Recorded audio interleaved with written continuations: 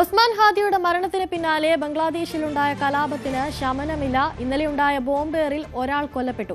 കലാപത്തിൽ ഹിന്ദു യുവാവ് ക്രൂരമായി കൊല്ലപ്പെട്ട സംഭവത്തിൽ ഇന്ത്യയിലെ വിവിധയിടങ്ങളിൽ പ്രതിഷേധം നടക്കുന്നുണ്ട്. അതിനിടെ നാട് വിട്ടുപോയ BNP നേതാവ് താരിഖ് റഹ്മാൻ ധാക്കയിൽ മടങ്ങിയെത്തിയത് വലിയ ചർച്ചകൾക്കാണ് വഴിവെച്ചിരിക്കുന്നത്.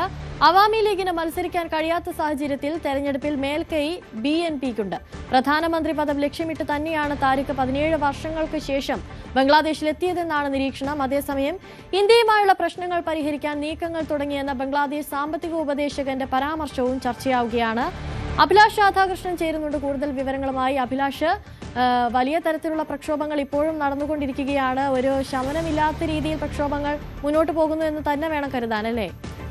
അനുശ്രീ, തീർച്ചയായിട്ടും ബംഗ്ലാദേശിൽ വലിയ രീതിയിലുള്ള കലാപം നടന്നുകൊണ്ടിരിക്കുകയാണ്. ധാക്ക കേന്ദ്രീകരിച്ച് യുവാക്കൾ തെരുവിലിറങ്ങിയ വലിയ രീതിയിൽ പ്രതിഷേധങ്ങളും നടത്തുന്നുണ്ട്. ഇതിനിടയിലാണ് ഇന്നലെ രാത്രി വൈകുന്നേരത്തോടു കൂടി തന്നെ അവിടുത്തെ ഒരു സ്വകാര്യ കമ്പനിയിൽ ജോലി ചെയ്യുന്ന ഒരു യുവാവ് ചായ കുടിക്കുന്നതിനിടയിൽ ഫ്ലൈ ഓവറിൽ നിന്ന് ആരോ വലിച്ചെറിഞ്ഞ ബോംബ് പൊട്ടിത്തെറിച്ച് മരിച്ചുപോയത്.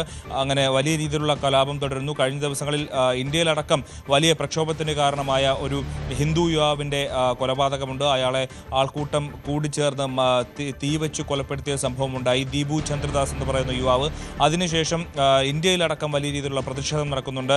ഇന്ത്യയിലെ വിവിധ സംസ്ഥാനങ്ങളിൽ ജമ്മു, മുംബൈ, ഹൈദരാബാദ്, അതുപോലെ ത്രിപുരയിലെ അഗർത്തല തുടങ്ങിയ വലിയ സംസ്ഥാനങ്ങളിൽ വലിയ രീതിയിലുള്ള പ്രതിഷേധങ്ങൾ ബംഗ്ലാദേശിലെ ഈ കൊലപാതകത്തിന് പിന്നാലെ നടന്നു വരുന്ന സാഹചര്യമുണ്ട്. ന്യൂഡൽഹിയിലെ ബംഗ്ലാദേശ് ഹൈക്കമ്മീഷണറേറ്റിലും അവിടുത്തെ കോൺസുലേറ്റിലും അടക്കം വലിയ രീതിയിലുള്ള പ്രതിഷേധങ്ങൾ നടക്കുന്ന സാഹചര്യമുണ്ടായി. അപ്പോൾ കഴിഞ്ഞ ഒന്നൊന്നര ആഴ്ചയായിട്ട് ബംഗ്ലാദേശിൽ നടക്കുന്ന ഈ കലാപത്തിന് ഒരു ശമനമില്ല എന്നുള്ളതാണ് ഏറ്റവും പ്രധാനപ്പെട്ട കാര്യം. ഒസ്മാൻ ഹാദി എന്ന് പറയുന്ന ഇൻകുലാബ് മൻചയുടെ നേതാവാണ് കഴിഞ്ഞ ദിവസങ്ങളിൽ വെടിയേറ്റ് കൊല്ലപ്പെടുന്നത്. വെടിയേറ്റ് ചികിത്സയിലായിരുന്നു. സിംഗപ്പൂരിലേക്ക് ചികിത്സയ്ക്ക് കൊണ്ടുപോയിരുന്നു. അവിടെ വെച്ചിട്ടാണ് ഇയാൾ കൊല്ലപ്പെട്ടത്. അതിനുശേഷം വലിയ രീതിയിലുള്ള രാഷ്ട്രീയ വ്യത്യാസങ്ങളും അവിടെ നടക്കുന്നൊരു സാഹചര്യമുണ്ട്.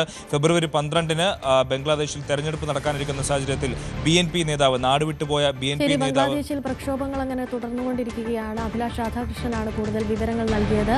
മറ്റൊരു ദുഃഖകരമായ വാർത്തയിലേക്ക് പോകുമ്പോൾ, കർണാടകയിലെ ചിത്രദുർഗയിൽ ബസ്സിന് തീപിടിച്ച് 13 പേർ മരിച്ചു. കണ്ടെയ്നർ ലോറിയുമായി കൂട്ടിയിടിച്ചതിന് പിന്നാലെയാണ് ബസ്സിന് തീപിടിച്ചത്.